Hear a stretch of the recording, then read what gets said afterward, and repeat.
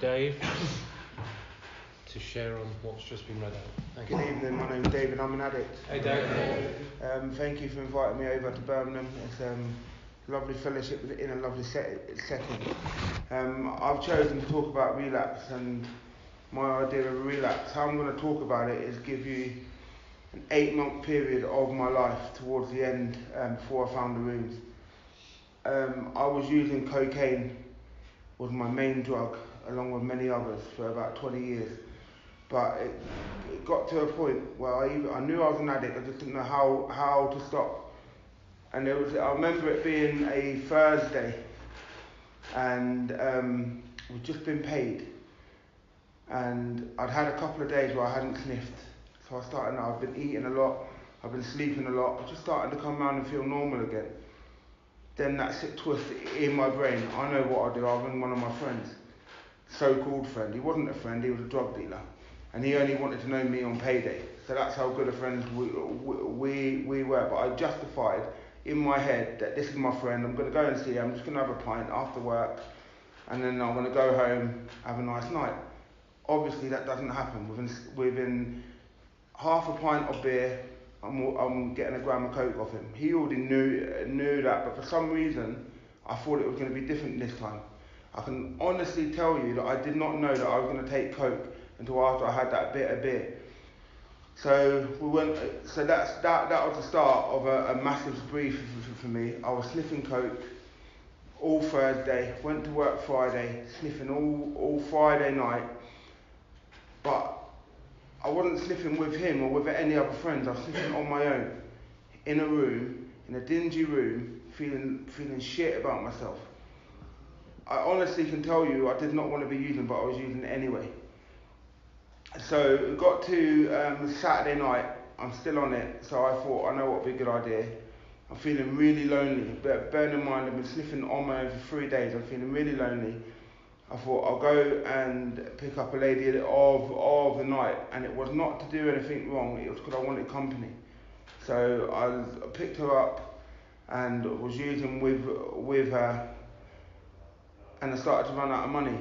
So I started doing all sorts to try and feed this thing that was burning inside me.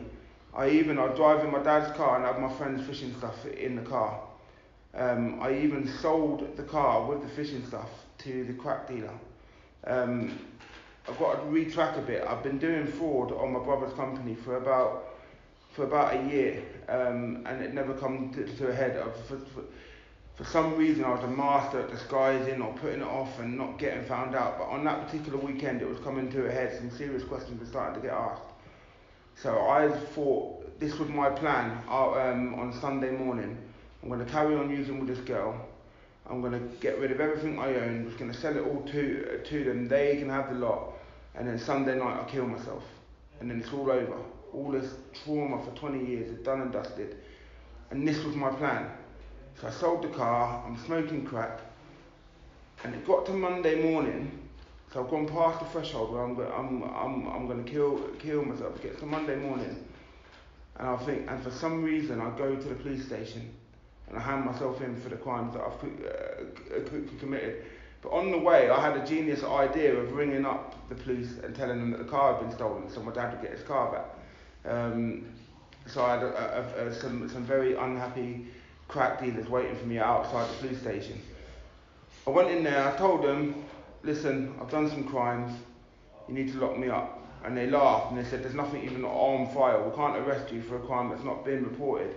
So I sat in the waiting room of that police station for 4 hours and I rang everybody that I'd done crime on, all the fraud, and I told them to come down and bring the evidence because I need to get off drugs and I do not know any other way. So I waited there, they eventually brought down the evidence, I got arrested, I refused bail, so I get taken on remand to Bedford prison.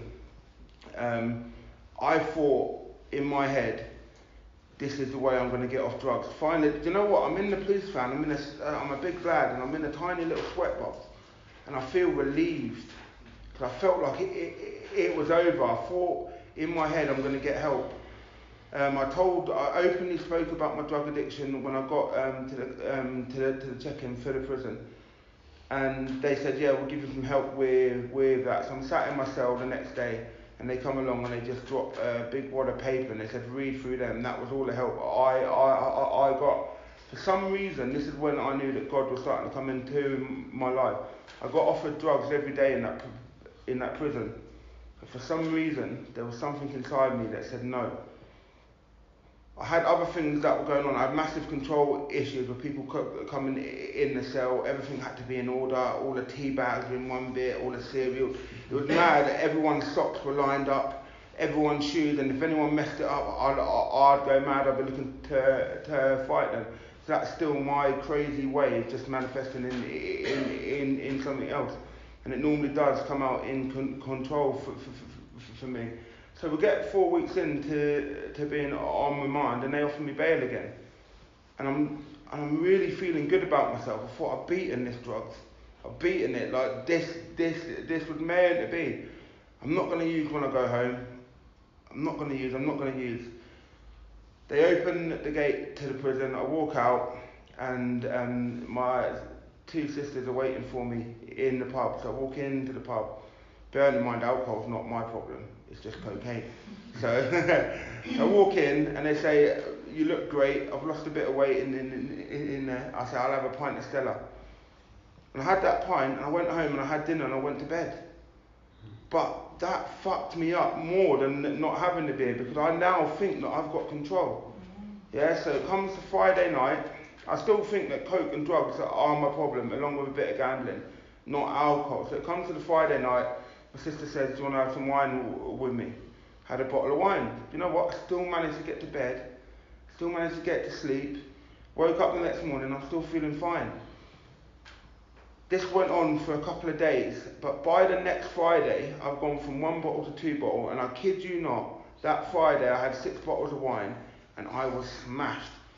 What happens then? That's because I've allowed my brain to actually trick me into thinking that I've got control. Yeah, and really I've got no fucking control at all.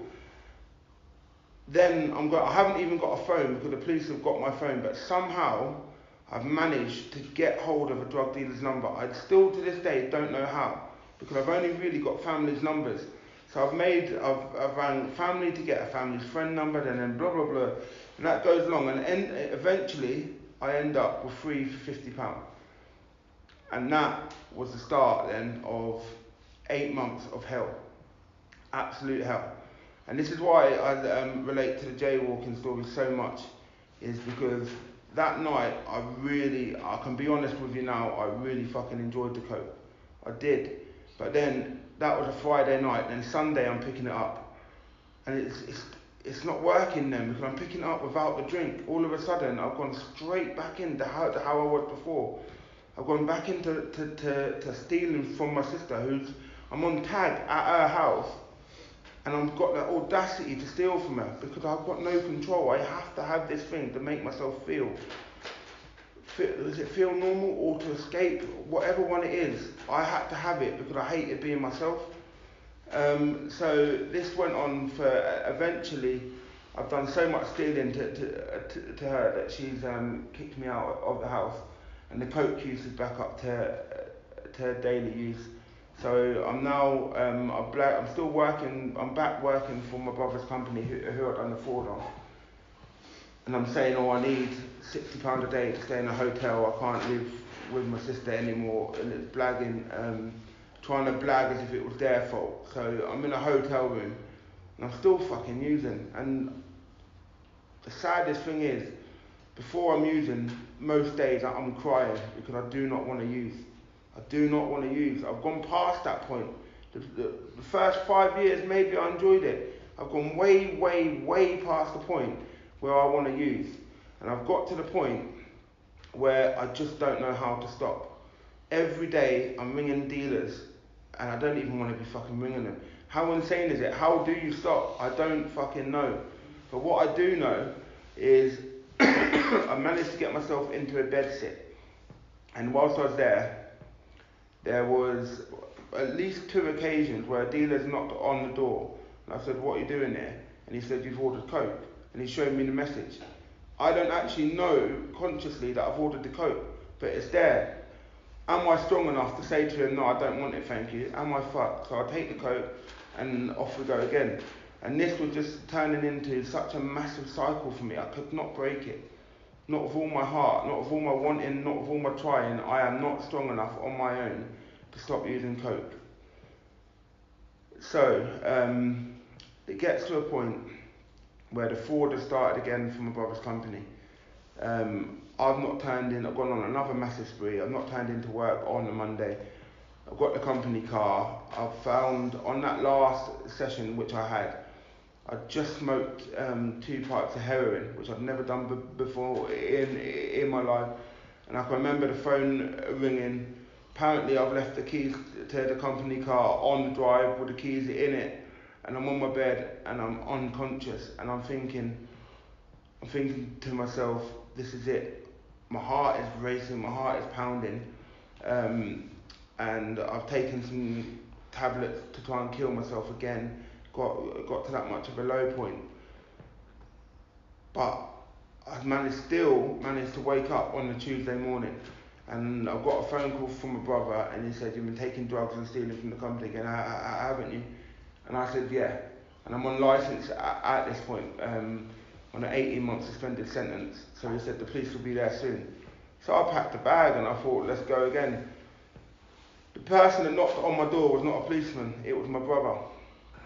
And he said to me, you've got 2 choices. I can ring the police, or you can come with me now. I've got a guy that you want to speak to. So he took me to a rehab in Luton, and I spoke to this guy, and he said, are you ready? And I thought to myself, am I ready? And the answer was quite quick. It was quite profound. It was a yes. And they said, when do you want to go? And I said, now. And they said, you can come to Luton rehab next week. And I said, there's no chance that I can come to this rehab because it's on the road where I used to score coke. I said, it's not possible. So they sent me to Leicester, and that's where I went to Leicester, and for the first time something good started to happen within my body. I started to feel like I was in the right place.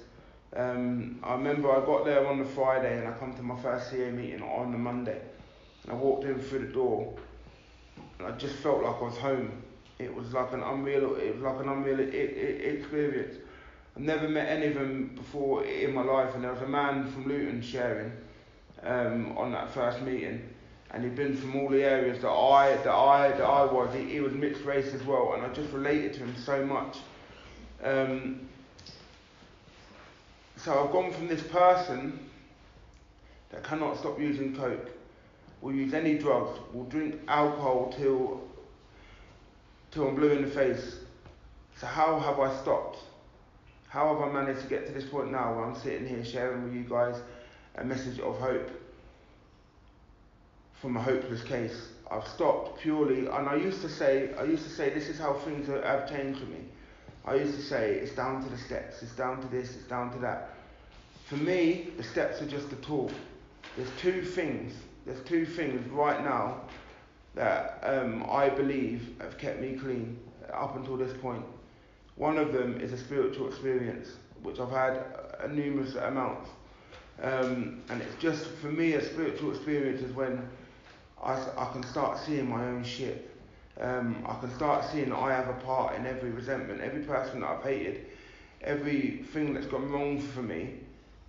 It's fucking me that's caused it. For me, that was a massive spiritual experience. And when I actually started to like myself, one of the biggest spiritual experiences which I've had was I walked into, my story is full of self-hate, self-loathing, body dysmorphia. Just really couldn't even look at myself in the mirror. And I went in to take somebody from the rehab to shopping, and I looked into the mirror, and I saw somebody I liked. And that, do you know what? It was like an out-of-body experience. It was like I was looking in, and for the first time, I'm seeing somebody looking back at me that I actually liked, and I could see qualities I liked about myself. I thought it was so nice. It was better than any drug. The second thing, which I think is, what I think is what I know, keeps me clean, and that's working with another addict. It says it in the book, when all else fails, working with another addict saves the day. I've come, especially like between 6 and 8 months, I've had a few times I've had to hang on. And somebody will ring me and say, can you do some book work with me? And I'm like, yes. And all of a sudden I'm taking myself out of myself. And I'm sitting there and I'm going through the book with somebody. And it gets more and more beautiful every single time I do it. And yes, one of the things that I have to be now, and that is teachable. I'm still a baby at this recovery game. I'm 18 months clean, I'm still a baby.